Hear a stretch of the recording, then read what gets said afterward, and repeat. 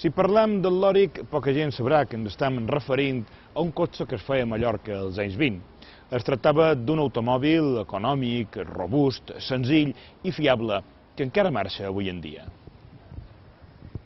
La fàbrica, ubicada en el passeig marítim de Palma, va funcionar entre l'any 1921 i 1923. En total es construïren de vers 70 cotxes.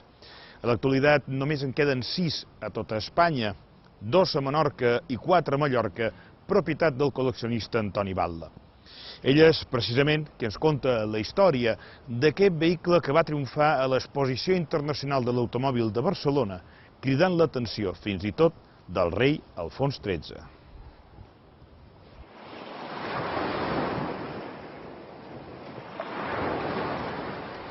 Senyora, senyor, vostè que sap viure la vida moderna, passejar i gaudir de la costa mallorquina, vostè reconeixerà en ell un automòbil de casta.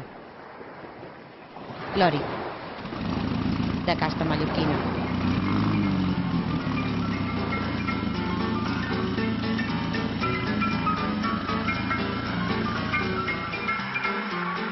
Les seves línies pures i les seves prestacions no tenen comparació.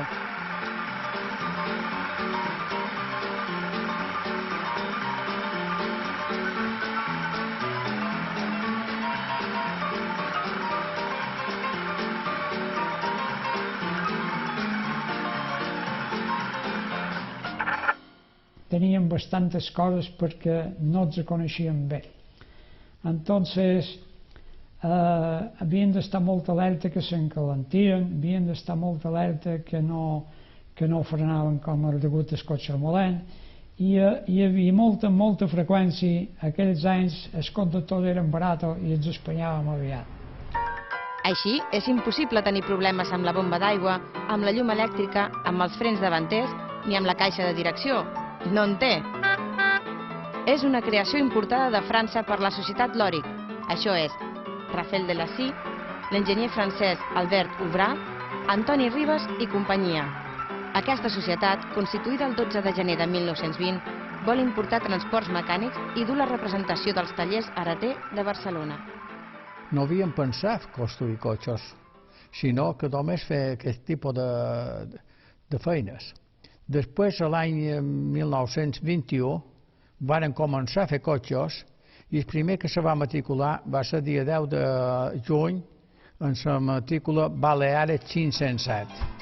Amb un motor importat de França i construït al mateix passeig marítim de Palma, no s'ha de preocupar per les avaries. Es poden reparar als tallers d'Arder. Tot i així, la seva esperança de vida és llarga, encara que per això algú li posi un motor de barca. Un cotxe tan senzill i robust està fet per guanyar.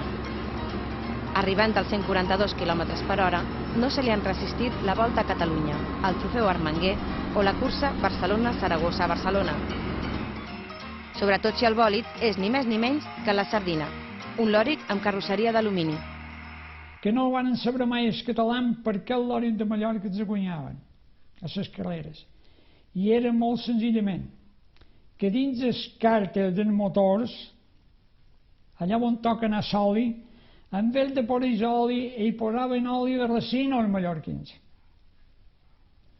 Perquè l'oli de racino té una engrassa molt suave i dura molt de temps. No accepti imitacions. El darrer lòric verdader es va construir el 1923, encara que més tard se'n passegin de nous i falsos, EHP importats i decorats a fàbrica com a autèntics lòrics. Hi havia uns 20 socis, que després tots van perdre, quan se va anar malament, tots van perdre el que havien posat. Però la comptabilitat la duien molt ben duita i crec que ningú va poder dir res.